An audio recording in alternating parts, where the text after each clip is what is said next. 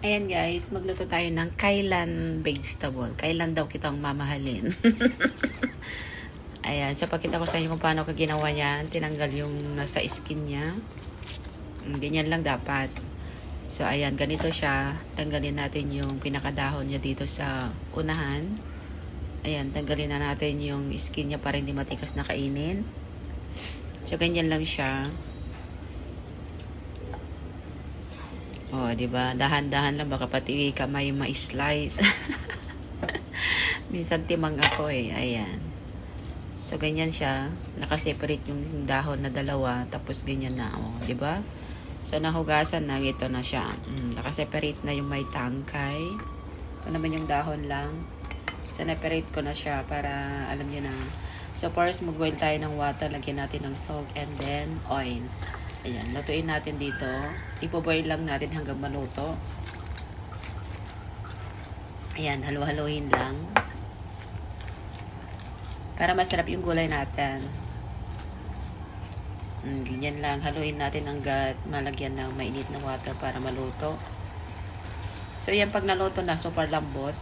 Kasi may mantika na siya. Para na siyang naigisa. So, ipo-boil lang natin.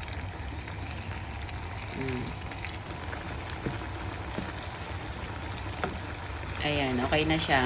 I-transfer na natin sa plate at ayusin natin para naman maganda yung content natin. Ayan. So, ganyan siya pagka-arrange. Yung mga dahon nasa ilalim para hindi halata. Ayan. So, i-prepare natin yung pinaka-sauce niya. Ayan, maglagay tayo ng oil.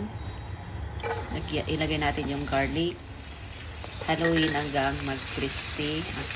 Ayan. Hintayin natin hanggang mag-golden brown.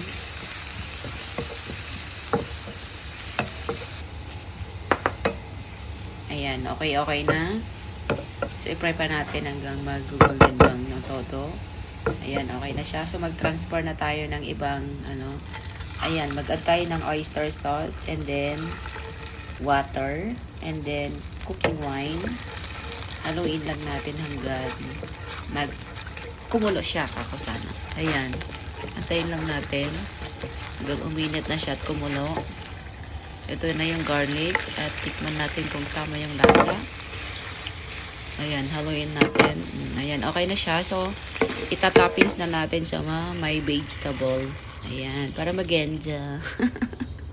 So, itoppings natin yung natirang garlic kasi ganito ang gusto ng amo ko lalaki. O, diba? Ang sarap yan guys kahit subukan nyo. Yun lang, and hanggang dito lang ang aking video. Thank you for watching and bye!